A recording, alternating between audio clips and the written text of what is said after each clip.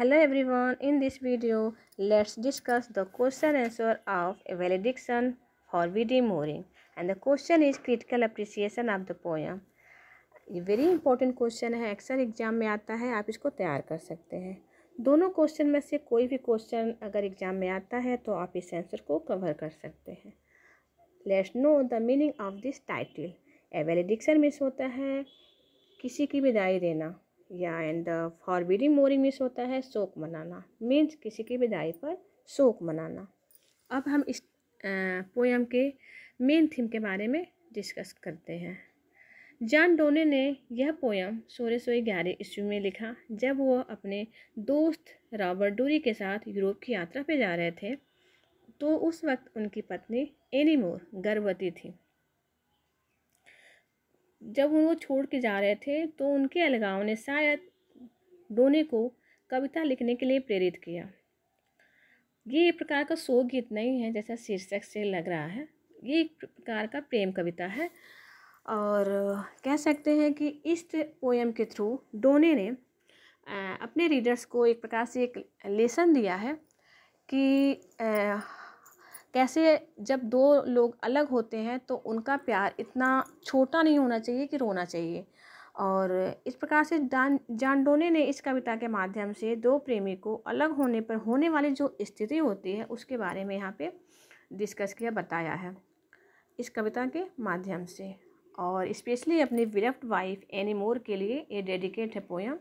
कैसे वो बताते हैं कि उनका प्रेम, और चाहे वे लोग उन लोग का प्यार क्या है, स्पिरिचुअल है, रियल प्यार है, न कि फिजिकल लव है।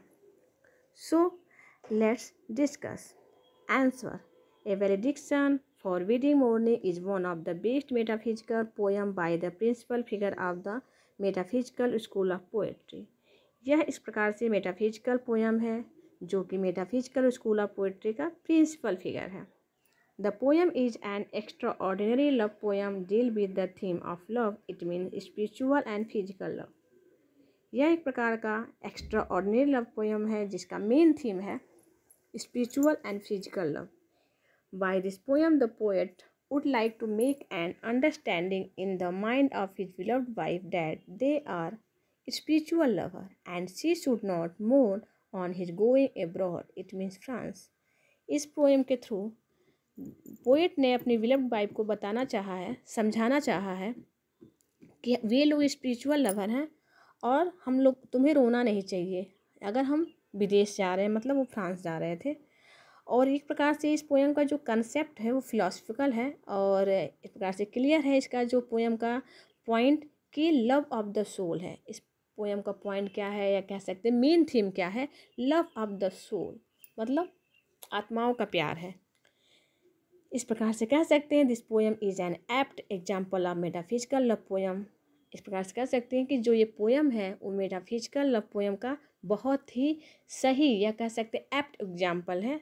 जैसे कि sun rising this poem has a lesson to the reader, जैसे सन राइजिंग के पास भी मतलब थ्रू एक पोयम के थ्रू एक लेसन दिया है अपने रीडर्स को।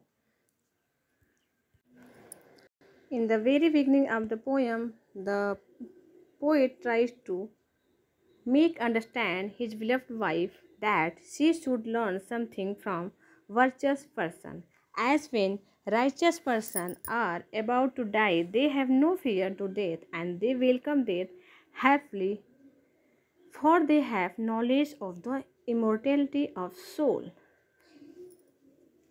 फिर इस स्टैंजा में द पोएट अपनी बिलव्ड वाइफ को समझाना चाह रहे हैं कि उन्हें कुछ वर्चुअस पर्सन से, वर्चुअस मीन्स होता है behaving in a morally good way, मतलब एक प्रकार से नैतिक रूप से उत्कृष्ट या धार्मिक कार्य करने वाला। और कह सकते हैं राइचुअस पर्सन मीन्स होता है acting in accord with divine या मोरली लॉ, मतलब ईश्वरीय या मतलब कह सकते हैं भगवान के नैतिक कानून के अनुसार, नियम के अनुसार कार्य करने वाला एक प्रकार से धार्मिक पर्सन कह सकते हैं।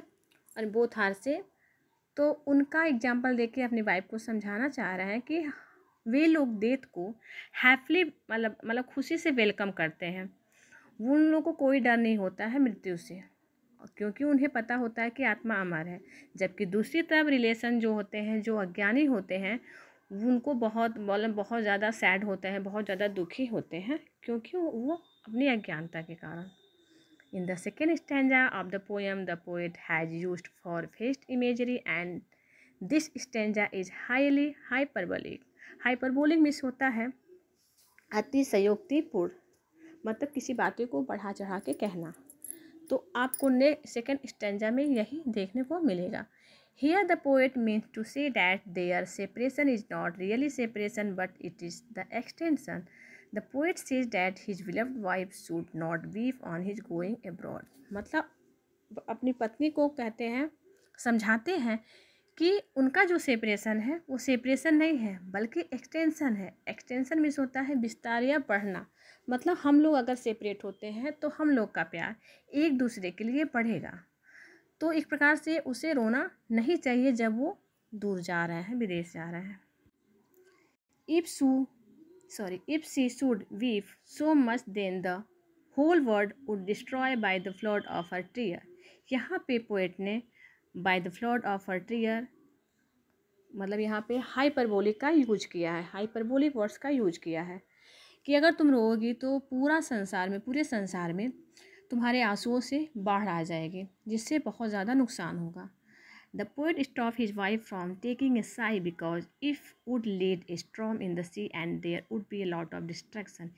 इस लाइन में भी पोएम ने हाइपरबोलिक शब्द का यूज किया है, वर्ड्स का यूज किया है कि अगर तुम एक प्रकार से सिसकियाँ लोगी, साई मतलब होता है सिसकियाँ लोगी, तो पूरे संसार में मतलब पूरे समुद्र में एक प्रकार से तूफान आएगा, जिससे बहुत ही ज़्यादा सब लोग का नुकसान होगा, डिस्ट्रक्शन होगा। According to the poet, if his wife would weep, it would be the matter of disgrace. The common and simple people would understand that the poet and his beloved wife are physical lovers. Therefore, they cannot bear their absence of body. मतलब अगर तुम रोगी तो हम लोग के लिए जो होगा ना बहुत अपमान की बात होगी, और कॉमन जो पीपल होंगे, सिंपल लोग होंगे, यही समझेंगे कि ये लोग इस प्रकार से फिजिकल लवर है, एक दूसरे की बॉडी मतलब एक दूसरे को मतलब जो फिजिकल एब्सेंस बर्दाश्त नहीं कर पाते हैं। जबकि हम लोग स्पिरिचुअल लवर हैं, हम लोग दो आत्माओं का प्यार है, न कि पूरे दो शरीर का प्यार है। एज द पोएट राइट्स, यहाँ पर मैंने कोटेशन लिखा है, ये इसी के बारे में कोटेशन है, जो यहाँ पे मैंने कोटेशन लिखा है इसी के बारे में बताया गया है यहाँ पे। So let us melt and make no noise, मतलब हम लोग को एक दूसरे से विदा लेना चाहिए। एंड नो टीयर फ्लोर्स नार साई टेम्पेस्ट मूव, और तुम्हें मतलब आहन या तूफान नहीं उठाना चाहिए। दे ट्वेयर प्रोफेनेशन of our Joyce to tell the लाइटी our love. In the third stanza, the poet displays his learning. He says that moving of the earth, it means earthquake, brings a lot of harm and terror or fear. इस stanza में, third stanza में poet ने फिर अपनी wife को एक example के through समझाना चाहा है कि अगर पृथ्वी थोड़ा सा भी हिलती है तो क्या होता है, भय और तूफान, मतलब भय और आतंक का तूफान आता है। On the other hand, the trepidation of spheres, it means moving of the earth on its center, does not harm for its great and innocent. जबकि दूसरी तरफ क्या होता है, जब पृथ्वी अपने केंद्र से रहती है तो कोई दिक्कत नहीं होता है, लेकिन जब वो अपने सेंटर से थोड़ा सा भी हिलती है या मूव करती है तो क्या आता है, तो आतंक और भय का तूफान आता है। इसी प्रकार से अपनी वाइफ को समझाना चाहते हैं, अगर तुम एक जगह स्थिर रहोगी, अपने मन को स्थिर करोगी, तो हमें कोई भी दिक्कत नहीं होगी। So the poet wife should not cry or weep for this meaningless separation. Further, the poet tries his best, and so he says that they are spiritual lovers, and it is not matter that they are together in their body or separation, for they are so much refined in their pure love that they know not what it is. The physical absence is not the matter for true and real lover. फिर अपनी wife को समझाना चाहते हैं कि अगर वे लोग एक साथ रहते हैं तो इसका मतलब कि वे लोग फिजिकल लवर हैं, बल्कि वे लोग क्या है, स्पिरिचुअल लवर है, और उन लोगों का प्यार क्या है, प्योर है, रिफाइंड है, मतलब अशुद्धियों से मुक्त है। जैसा कि वो लोग अपने इस कोटेशन के थ्रू द पोएट ने बताना चाहा है इस लाइन के थ्रू कि but we why a love so much refined. Refined means होता है अशुद्धियों से फ्री होना, मुक्त होना। That our self no not what it is.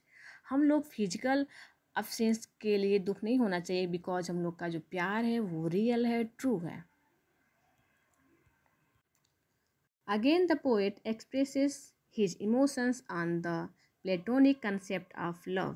Hence, he speaks that their separation is an expansion like that of the airy thinness. Therefore, it is not separation but an expansion. The poet reveals that if they are two as the two legs of a compass, he, the poet, is the roaming one, and the she, the poet's beloved wife, is fixed one. इस line में poem फिर अपनी wife को express करना चाहते हैं, अपने emotion के थ्रू, अपने प्यार के थ्रू बताना चाहते हैं कि हम लोग का जो प्यार है वो प्लेटोनिक है। प्लेटोनिक मीन्स होता है आदर्शवादी विचारधारा, जो कि प्लेटो के विचारों से जो भी विचारधारा मानी जाती है, कंसर्न किया जाता है, मतलब उसको मानते हैं, उसको बोलते हैं प्लेटोनिक कंसेप्ट।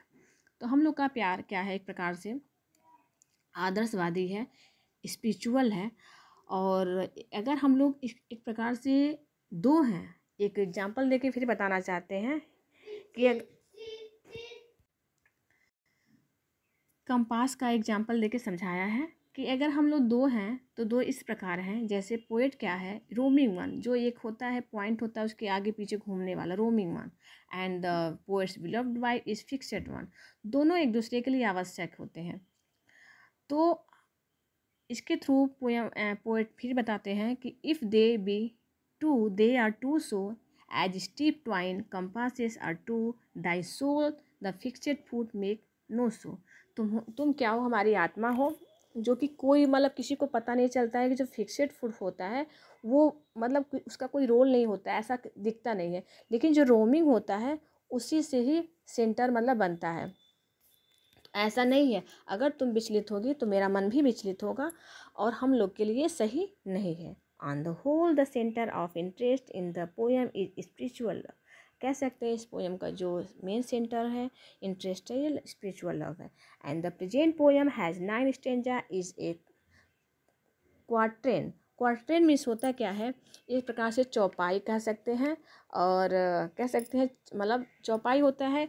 जो क्वाट्रेन इज ए क्वाट्रेन एक प्रकार का कह सकते हैं, एक quatrain is a type of stanza and are complete poem consist of 4 lines, जो कि इस पोएम में आपको देखने को मिलेगा। This poem is the supreme example of the metaphysical poetry. In a nutshell the poem valediction forbidding mourning is highly praised love poem in the history of the 17th century metaphysical school of poetry of England by the pioneer of the some school John Donne। इस प्रकार से कह सकते हैं कि जो valediction for reading morning है, एक प्रकार से 17th सेंचुरी का कह सकते हैं मेटाफिजिकल स्कूल का बहुत ही प्रिंसिपल फिगर है। और ये जो पॉइनियर पोएट है जॉन डन, मतलब पॉइनियर मीन्स होता है अद्वितीय पोएट, जॉन डन की ये बहुत ही प्रमुख कृति है, मतलब फेमस राइटिंग है। और कह सकते हैं कि अक्सर करके जॉन डन इसी प्रकार का पोयम लिखते हैं, मेटाफिजिक्स गीत लिखते हैं, या कभी कह सकते हैं प्रेम कविता, धार्मिक कविता टाइप्स ऑफ पोयम राइट्स करते हैं। तो यहाँ पे इस क्वेश्चन का आंसर इंस होता है। नए वीडियो के साथ फिर आते हैं। Thanks for watching.